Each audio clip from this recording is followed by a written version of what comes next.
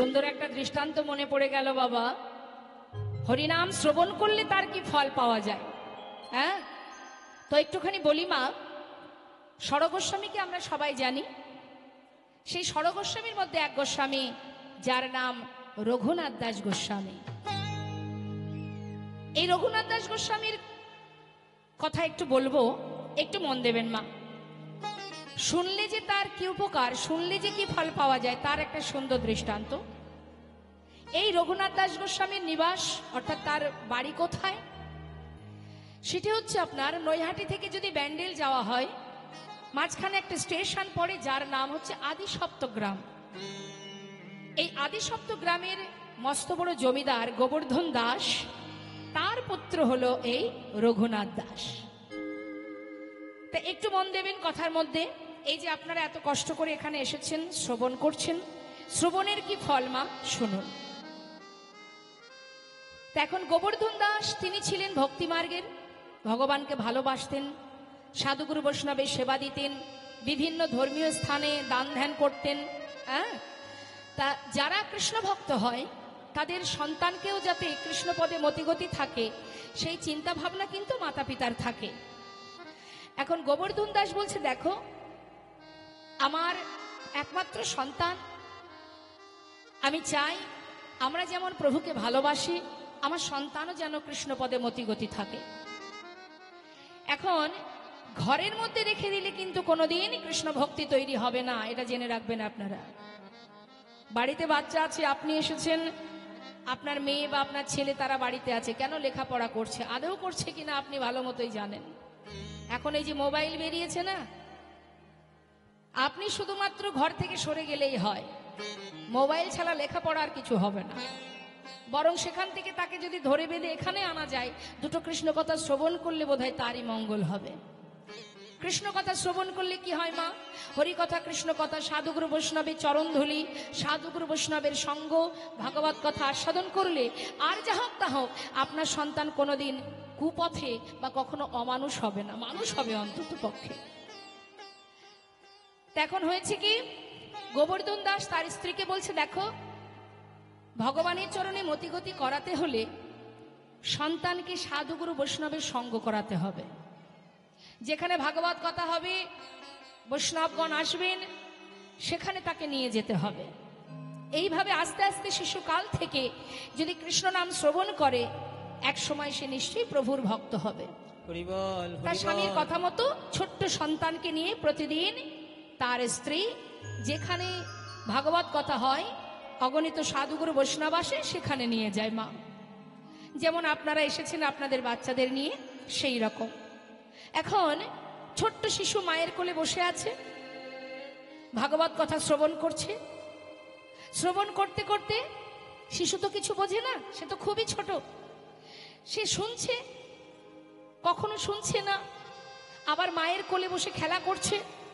কিন্তু মাগো, চোখ দুটো তো আছে, দেখার দৃষ্টি তো আছে। সে কি করছে? চারিদিকে তাকিয়ে তাকিয়ে দেখছে। কি দেখছে?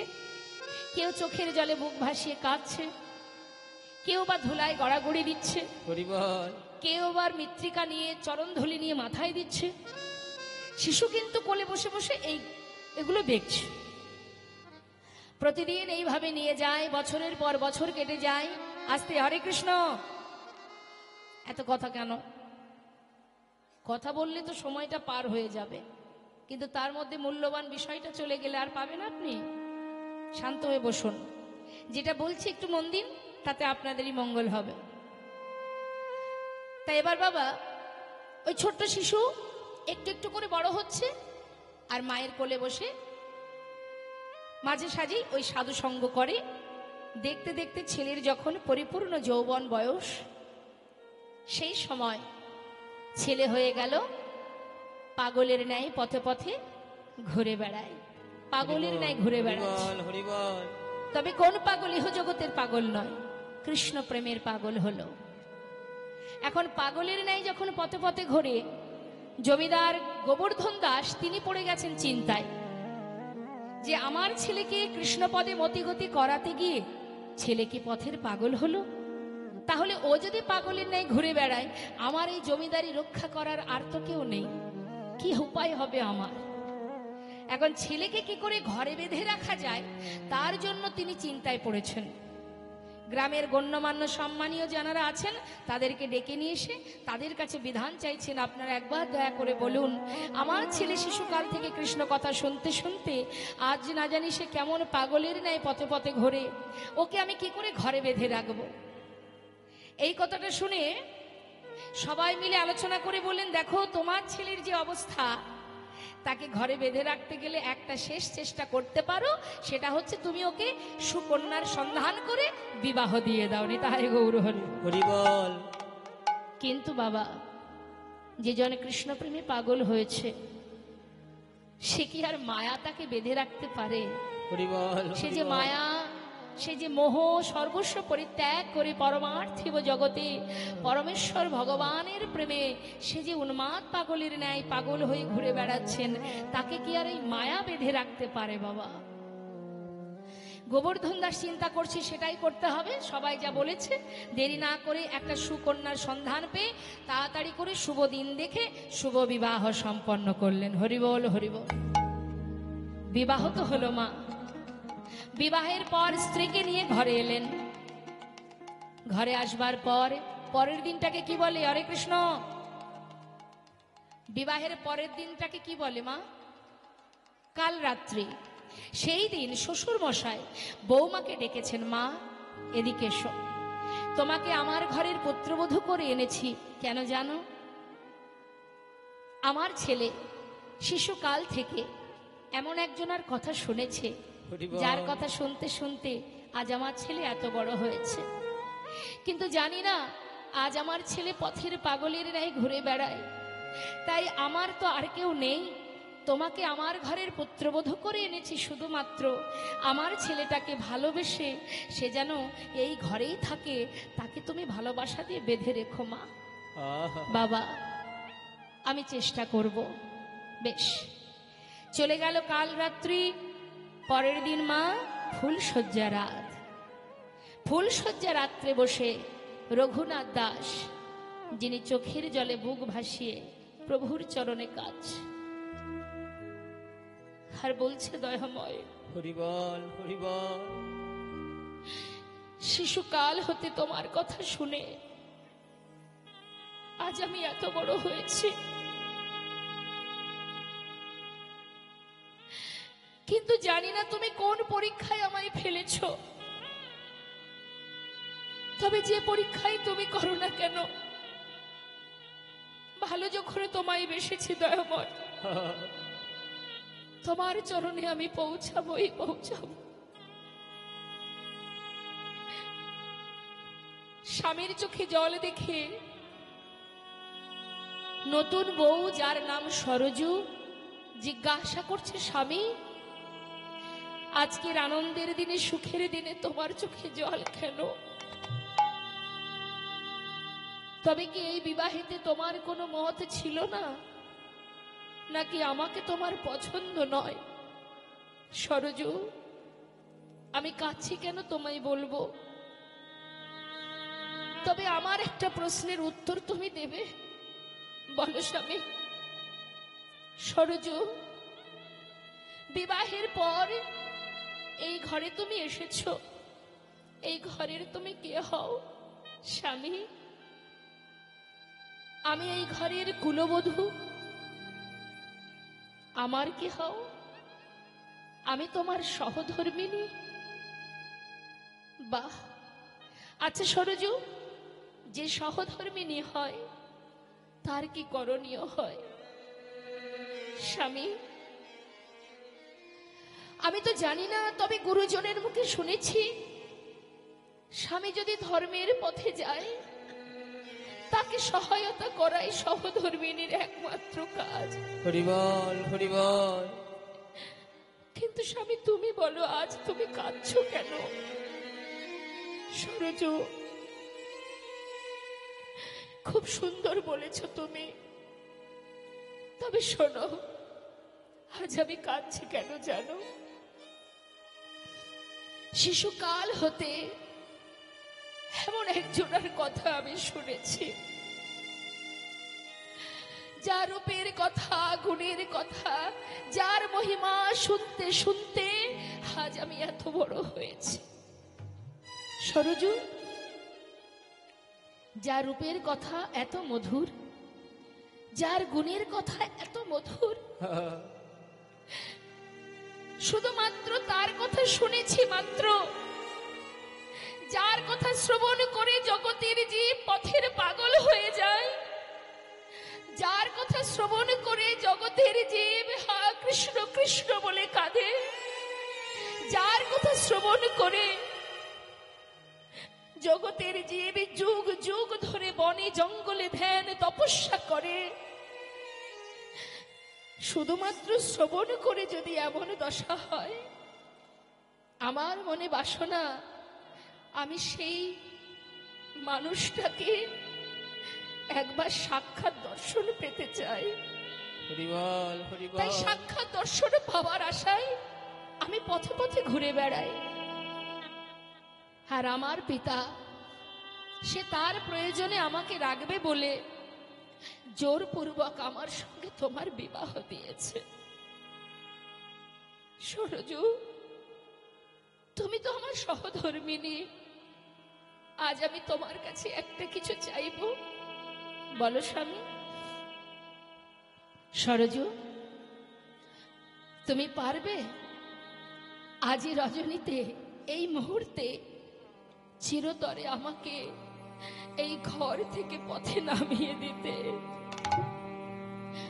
সরজু ফুলশয্যা ঘরে বসে চোখের জলে বুক ভাসিয়ে কাঁদছে, আর মনে মনে চিন্তা করছে আমার কি করণীয়, কি করা উচিত আমার। একদিকে শ্বশুরের কথা, মা তুমি তোমার ভালোবাসা দিয়ে আমার ছেলেটাকে বেঁধে রেখো, একদিকে স্বামীর বাক্য, আমাকে চিরতরে বিদায় দাও। আমি কি করব, কি করা উচিত আমার? বসে বসে কাঁদছে। রঘুনাথ দাস জিজ্ঞাসা করছে, সরজু যদি তুমি না চাও আমি যাব না, কিন্তু একটিবার বলো, একটিবার বলো তুমি কি আমার এই কথাতে রাজি? হ্যাঁ কি নাও একবার বলো সরজু। সরজু মনে মনে চিন্তা করলেন, জগতে সবার কথা অমান্য করা সম্ভব, সব করা যায়, শ্বশুরের বাক্য লঙ্ঘন করা যায়, কিন্তু স্বামীর বাক্য তো লঙ্ঘন করা যায় না। স্বামী তুমি যাবে, বেশ, আমার হাত ধরো, আজই আমি তোমাকে ঘর থেকে পথে নামিয়ে দেব। তবে তোমার কাছে আমার একটা নিবেদন, আজই আমার জীবনের প্রথম দিন, আজই আমার জীবনের শেষ দিন, এখনো তোমার ভালোবাসা আমি পাইনি, তার আগেই তুমি আমায় ছেড়ে বিদায় নিতে চাইছো। তবে স্বামী গো, তোমার হৃদয়ে যে ভালোবাসা, যে প্রেম, যে ভক্তি, আমার বিশ্বাস এই ভক্তি, এই ভালোবাসা একদিন তার কাছে তোমায় পৌঁছে দেবেই দেবে। স্বামী গো, যেদিন শুধু তুমি তার কৃপা, তার চরণ পাবে একটা বারের জন্য, সেই দিনের অপেক্ষায় আমি রইলাম। যেদিন তার দেখা পাবে, কথা দাও স্বামী, এই অভাগিনী রে একবার করো স্মরণ, এই অভাগিনী রে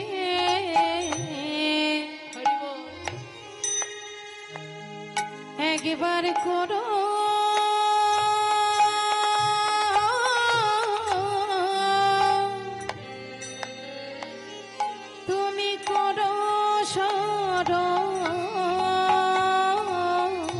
যেদিন পাবে তুমি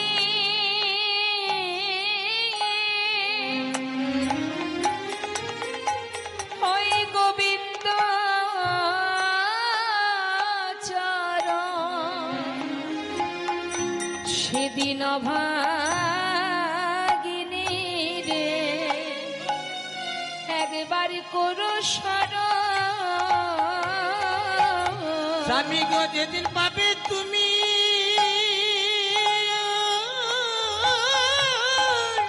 বল। ওই গোবিন্দের জন্য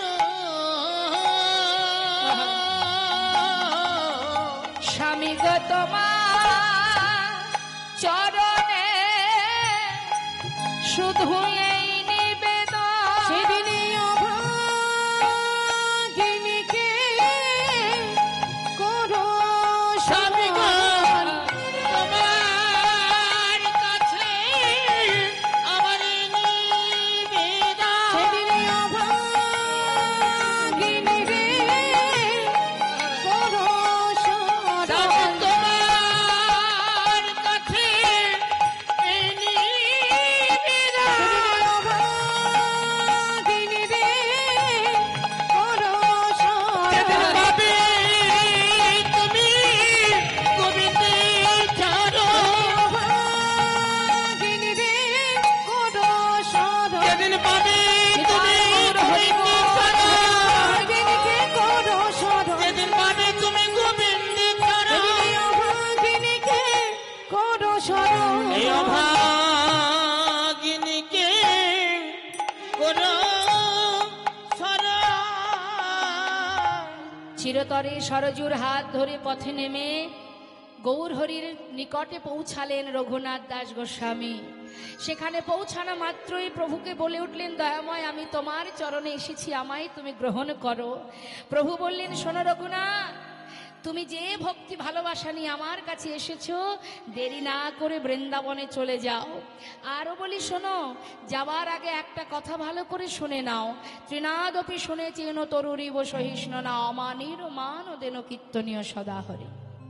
এই শ্লোকটা গলার মালা করো, তাহলে কি হবে, অতি তাড়াতাড়ি তুমি গোবিন্দ চরণ পাবে। ত্রিনাদপি শুনেছেন তরুরিব সহিষ্ণু না অমানিন মানদেন কীর্তনীয় সদাহরি। অর্থাৎ তৃণের ন্যায় বৃক্ষের ন্যায় সহিষ্ণুতা থাকতে হবে। যাকে কেউ সম্মান করে না, বৈষ্ণবের স্বভাব হবে কি, তাকে সম্মান করা। প্রত্যেকে যাকে ঘেন্না করে, যাকে দেখলে দূর থেকে হেঁটে যায়, বৈষ্ণবের লক্ষণ হবে সবাইকে সমান দৃষ্টিতে ভালোবাসা। আর তৃণের থেকেও নত হতে হবে, আর সর্বদাই ভগবত চিন্তা করতে হবে। এটা হলো বৈষ্ণবের লক্ষণ। এটুকু যদি তুমি গলার মালা করতে পারো, অতি তাড়াতাড়ি তুমি কৃষ্ণপাদ পদ্ম লাভ করতে পারবে। তা সেই রঘুনাথ দাস শ্রবণ করে পথের পাগল হয়েছিল মা। শ্রবণের এটাই হলো মহিমা। শাস্ত্রে বললেন, শুনলে যার মহিমা। এবার আমরা দেখব, যদি কেউ হরিনাম গায় তার কি কৃপা লাভ হবে। হরিনাম করলে কি লাভ? যাদের বাক শক্তি নেই তারা তো বলতে পারবে না। আপনার আমার বাক শক্তি আছে, আমি বলতে পারবো। হ্যাঁ, তাহলে নাম গাইলে কি হবে? নাম যদি নিয়মিত করা যায়, হরিনাম যদি নিয়মিত করা যায়, তারও একটা ফল আছে মা। এই জিহ্বা তুমি যেটা অভ্যাস করবে, জিহ্বাতে প্রতিনিয়ত তুমি যে নাম করবে। যার একটা প্রমাণ দিই মা, দেখুন, যারা যে জিনিস বিক্রি করে, মনে করুন একজন শাখা বিক্রেতা। শাখা বিক্রেতা বাবা, তিনি 30-40 বছর ধরে শাখা বিক্রি করছে। গ্রামে গ্রামে ঝুড়িতে করে শাখা নিয়ে প্রত্যেকের দ্বারে দ্বারে গিয়ে শাখা বিক্রি করে, পাড়ায় পাড়ায় যায়। এই কথাটা বলার অর্থটা পরে বলবো। তাই যে ব্যক্তি প্রতিনিয়ত গ্রামে গ্রামে শাখা বিক্রি করে, চিৎকার করে বলে শাখা আছে, শাখা নেবে, হ্যাঁ, বলতে বলতে বাবা দেখতে দেখতে 30 বছর পার হয়ে গেছে, 40 বছর পার হয়ে গেল। এই ব্যবসায় করতে করতে চুল পেকে গেছে। এখন বৃদ্ধ বাবা, সে কিন্তু ব্যবসা এখনো ছাড়েনি। তিনি কি করেছেন, সেই মাথায় ঝুড়িটা নিয়ে সে গ্রামে গ্রামে বিক্রি করতে করতে ফাঁকা মাঠের মধ্যে পৌঁছে গেছে।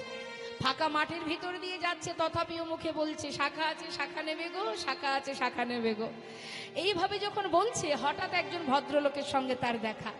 সে হঠাৎ বলে উঠলেন, এই যে ও দাদু, এখানে তো কোনো লোকজন নেই, তুমি এখানে কেন বলছো শাখা আছে, শাখা নেবে গো? আরে বাবা, গ্রামে যাও, যেখানে জনবসতি আছে সেখানে বলবে, ফাঁকা মাঠের মধ্যে চিৎকার করছো কেন?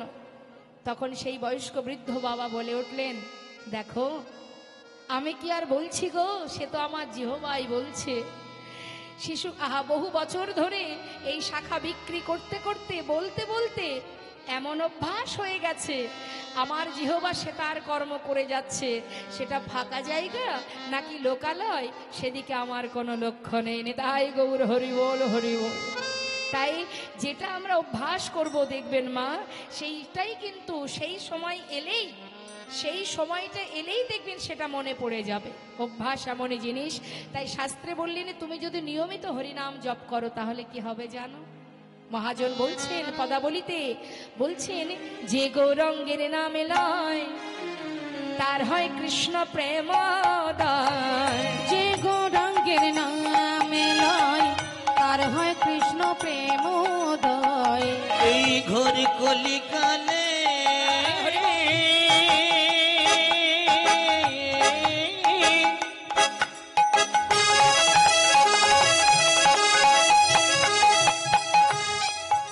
যে আমার গৌরাঙ্গের নামে লয়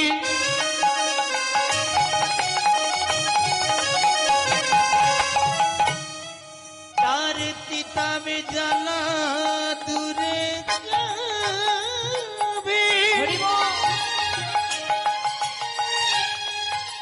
এই মধুর কৃষ্ণ নামে আর হরি নামে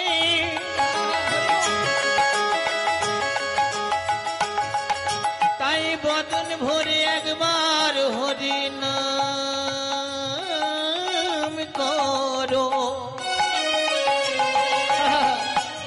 তোমাদের কিতাবে জ্বালা আর রবে না।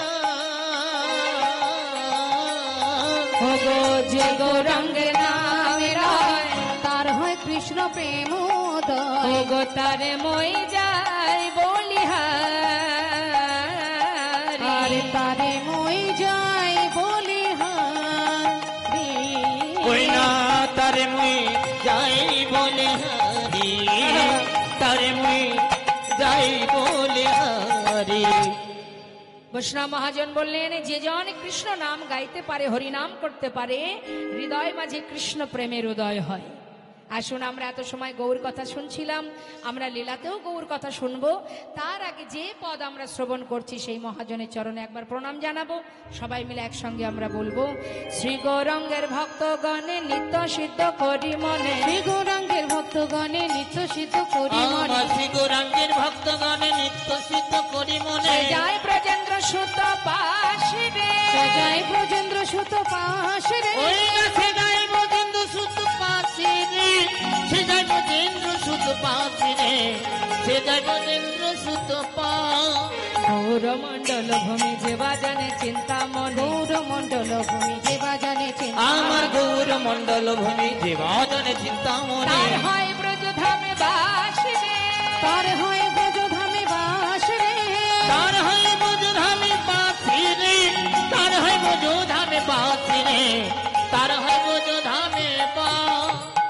এই কথাটা মন দিয়ে শুনবেন। এখন যেটা বলবো, গৃহেতে বনেতে থাকো হা গৌরঙ্গ বলে ডাকো। গৃহেতে বনেতে তাই থাকো গৌর হরি বল। গৌরাঙ্গ বলে তোমরা ডাকো। গৃহেতে বনেতে থাকো হা গৌরাঙ্গ বলে ডাকো। তম মাগে তার সঙ্গ, তম মাগে তার সঙ্গ। ঠাকুর নরতম মাগে তার সঙ্গ, নরতম মাগে তার সঙ্গ, নরতম মাগে তার সঙ্গ। ঠাকুর নরোত্তম দাসের এই সুন্দর পদাবলী দিয়ে আমরা গৌর চন্দ্রিকা আস্বাদন করলাম। এবার চলে যাব লীলা কথায়। তা চলুন আমরা লীলা কথা আস্বাদনে যখন যাচ্ছি সবাই মিলে একবার আমরা একটা গৌর ভজন শ্রবণ করব। হ্যাঁ, একবার উলুধ্বনি মা দুহাত তুলে নিতাই গৌর হরিবল হরিবল।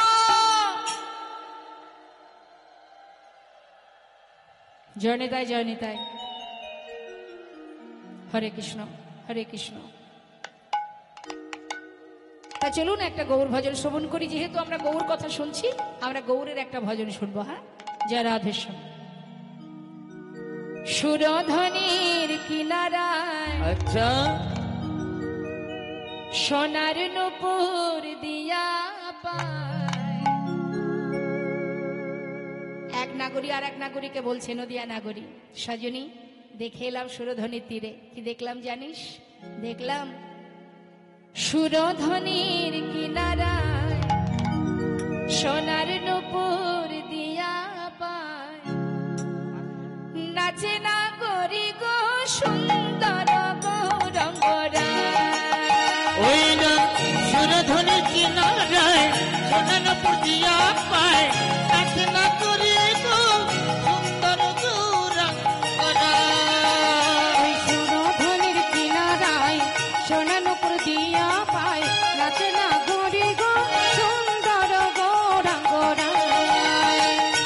সুন্দর আহা সুন্দর আহা সুন্দর গৌরাঙ্গ রায় নগরী গো সুন্দর গৌরাঙ্গ রায়। ওই না সুরধনু কিনারায় সোনার পুজিয়া পায় নাচ না করি গো সুন্দর গৌরাঙ্গ রায়। গৌর হরি কি জয় নবদ্বীপ ধাম কি জয়।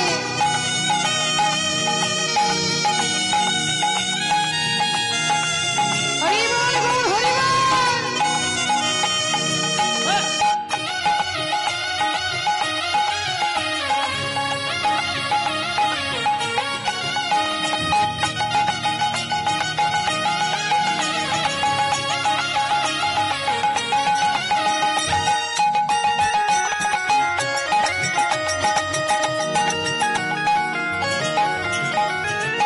সুন্দর কপালে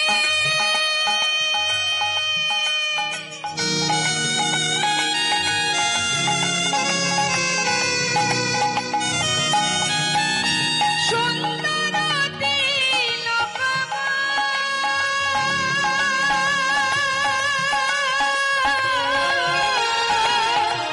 ওই সুন্দর কপালে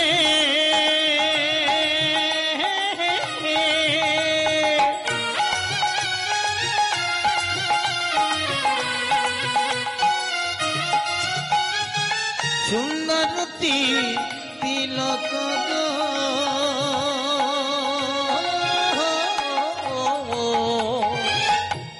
কে সুন্দর জগতে? হরে কৃষ্ণ। আমাদের একটু দেখতে সুন্দর হলে আমাদের খুব অহংকার হয় না মা? দেখবেন শুধু যে টাকাতেই অহংকার হয় তা কিন্তু নয়। আবার দেখবেন অনেকের পাণ্ডিত্যের অহংকার আছে, কারোর আবার রূপের অহংকার আছে। হ্যাঁ, অহংকার বিভিন্ন কারণে হয়। কিন্তু তোমার আমার রূপ দেখলে কয়েকজন ভুলবে, আর যার রূপতে ত্রিভুবন ভুলে যায় যার রূপ দেখে, তাহলে সুন্দর তো সেটাই। কি আছে, আমরা অনেক কিছু পড়লে অনেক কিছু সাজলে তবেই আমাদের দেখতে ভাল লাগে, না হলে তো ভাল লাগে না। কিন্তু যে অঙ্গে দামি গহনা নেই, দামি বসন নেই, কিচ্ছু নেই, হ্যাঁ, তাহলে সেই রূপ সেই অঙ্গ সুন্দর হতে সুন্দরতম, যাকে দেখলে শুধু আমার আপনার মতন ব্যক্তি নয়, কত রাজা, কত মন্ত্রী, কত মুসলমান বিধর্মী যারা, তারাও পাগল হয়েছেন, যেমন কাজী নজরুল ইসলাম। তা এরকম অনেক ভক্ত আছে, সম্রাট আকবর, নাসির মাহমুদ, আব্দুল করিম। তাহলে রূপ তো সেটাই, যাকে দেখলে সবাই ভোলে। তাই বলছেন মহাজন, সুন্দর কপালে সুন্দর তিলক গো। ওই না সুন্দর কপালে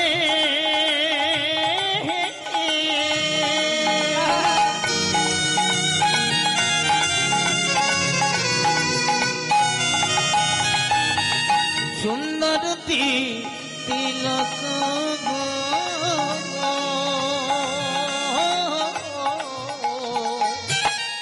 দেখো সুন্দর একখান, আচ্ছা সুন্দর একখানে নাম বলি গায়, নগরী গো সুন্দর গৌরাঙ্গ রায়। ওই না সুরধনের কিনারায় সোনার পুজিয়া পায় নাচ না করি গো সুন্দর গৌরাঙ্গ হরি বল। রায়। গৌর হরি কি জয়।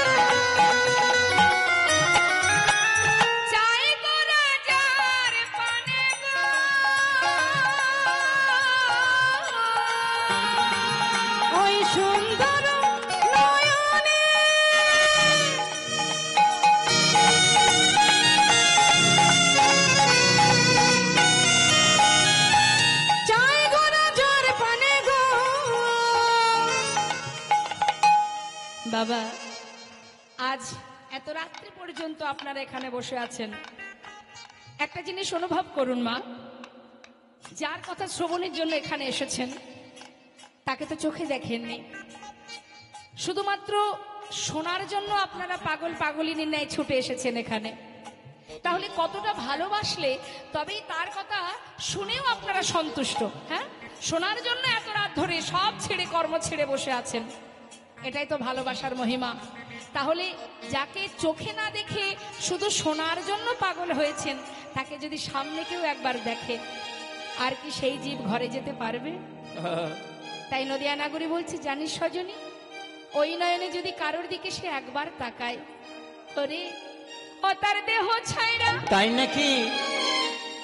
এই মনটা লয়া যায় গবে গো সুন্দর গৌরঙ্গরা। ওই না সুর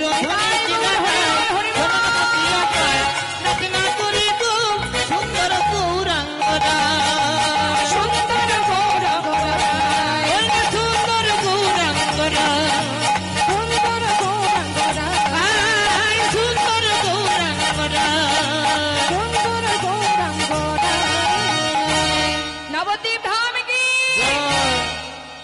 জয় নিতাই, জয় গো, জয় রাধেশ্যাম। শ্রীধাম নবদ্বীপের মাঝে নদিয়ার চাঁদ গৌর সুন্দর কলির ভগবান, যিনি আমাদেরকে ধরায় পাঠিয়ে দিয়েও তিনি কিন্তু স্থির নেই। তিনি এসেছেন কেন? আমাদেরকে উদ্ধার করবার জন্য, নিয়ে যাবার জন্য। তা ভাবনিধি গৌর সুন্দর তিনি এসেছেন কলিজীবকে উদ্ধার করার জন্য। দুটো কারণ মা, একটা মুখ্য একটা গৌণ। একদিকে শ্রীমতী রাধারানীর প্রেম রস আস্বাদন করা, আর একদিকে জীবকে উদ্ধার করা। তা প্রভু আমার তিনি নদিয়ায় এসেছেন শচীগর্ভ সিন্ধু মাঝে। নবদ্বীপে শচী মায়ের কোল আলো করে আসার পরেও তিনি নানাবিধ লীলা করেছেন। শুধুমাত্র হরিনাম প্রচারের জন্য, ধর্ম প্রচারের জন্য তিনি নবদ্বীপ ছেড়ে চিরতরে সন্ন্যাসী হয়ে নানা তীর্থ ভ্রমণ করেছেন আর হরিনাম প্রচার করে গেছেন। তা আজ আমার গৌর সুন্দর তিনি একসময় নবদ্বীপ ছেড়ে কাটোয়া কাঞ্চননগরী কেশব ভারতীর আশ্রম থেকে সন্ন্যাস ধর্ম গ্রহণ করে তিনি যখন বৃন্দাবনে চলে যাচ্ছিলেন, সেই সময় গৌরহরির দাদা, কে গো মা? গৌরহরির দাদা কে? হরে কৃষ্ণ। গৌরহরির দাদার নাম কি? জোরে বলুন। হ্যাঁ, নিত্যানন্দ প্রভু তিনি কি করেছিলেন?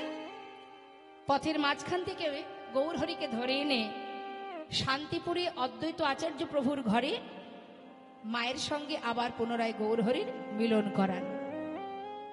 মা দেখলেন কি ছেলে সন্ন্যাসী হয়ে গেছে, আর যে ছেলে একবার সন্ন্যাস ধর্ম গ্রহণ করে সেই ছেলে কিন্তু আর মায়ের সংসারে আবদ্ধ থাকে না। তাই আজ প্রভু আমার যখন চলে যাচ্ছেন, যখন মায়ের কোলে মিলন হলো, তখন মা বললেন, বাবা তুই যখন সন্ন্যাসী হয়েই গেছিস, আমি তো আর তোকে ঘরে বেঁধে রাখতে পারবো না। মা তাহলে তুমি আমাকে অনুমতি করো, আমি চলে যাই বৃন্দাবনে। মা বললেন, আমি তোমায় বৃন্দাবনে যাওয়ার অনুমতি দেব না, কারণ সে তো অনেক দূর, তুমি কোথায় আছো, কেমন আছো আমি তো জানতে পারবো না। তাই তুমি যদি যেতেই চাও নীলাচলে বাস করো। নিতাই গৌর হরি বল, হরি বল। তুমি যদি নীলাচলে থাকো, নদেবাসী সবাই যাবে। রথ যাত্রা যখন হয় বাবা, কত নদেবাসী যায় পুরীধামে, তারা যখন ফিরে আসবে আমি তাদের কাছ থেকে জানতে পারবো তুমি কেমন আছো। তাই হবে মা। গৌর সুন্দর মায়ের কথা শিরোধার্য করে সর্বস্ব পরিত্যাগ করে তিনি চলে গেলেন ওই নীলাচলে। তিনি কিন্তু একা যাননি মা। গৌরহরি যখন নীলাচলে চলে যান, তার যত অগণিত ভক্ত যারা গৌর ছাড়া এক মুহূর্ত নবদ্বীপে থাকতে পারত না, তারা সবাই সংসার পরিত্যাগ করে গৌরহরির সাথে চলে যায় নীলাচলে। সমস্ত ভক্তগণকে সাথে করে নিয়ে প্রতিদিন প্রভু সকাল হতে না হতেই, ভোর হতে না হতে ওই জগন্নাথ মন্দিরের সামনে দাঁড়িয়ে জগন্নাথ দর্শন করে। জগন্নাথ মন্দিরের সামনে একটা স্তম্ভ আছে, গরুর স্তম্ভ। তো যারা গিয়েছেন নিশ্চয় দেখেছেন, ওই গরুর স্তম্ভটা ধরে যদি আপনি মন্দিরের দিকে তাকান, তাহলে শুধুমাত্র জগন্নাথকেই দেখা যায়। তা সেই জগন্নাথ দর্শন করতেন আমার গৌর সুন্দর। একজন বাইরে জগন্নাথ, একজন মন্দিরের ভিতরে জগন্নাথ। দেখছি সচল জগন্নাথ, দেখছে কাকে? অচল জগন্নাথকে। হরিবোল হরিবোল। এখন প্রভু আমার প্রাতঃ সময় প্রভাত কাল জগন্নাথ দর্শন করছে মা, অগণিত ভক্তরা দাঁড়িয়ে আছে, তাদেরকে সাথে করে নিয়ে প্রভু আমার ওই জগন্নাথ দর্শন করছে আর কৃষ্ণ নাম করছে। প্রভাত সময় হলো,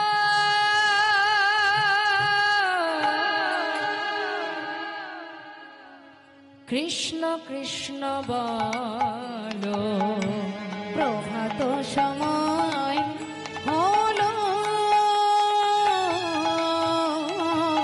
কৃষ্ণ কৃষ্ণ বলো। প্রভাত সময় হলো, কৃষ্ণ কৃষ্ণ বলো। প্রভাত সময় হলো,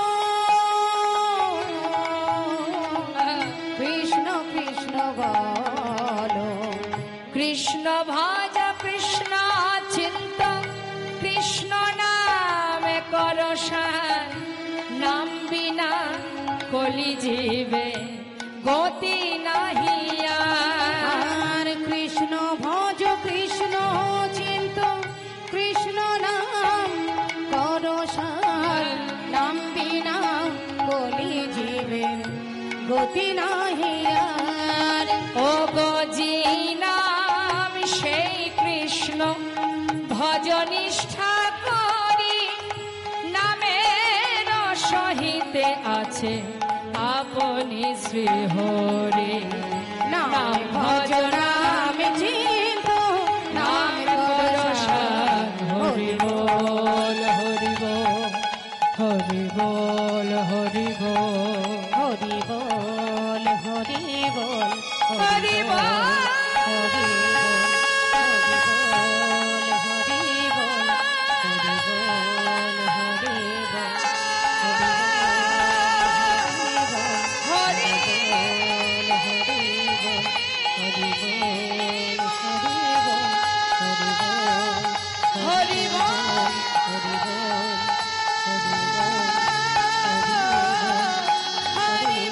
হরি বল।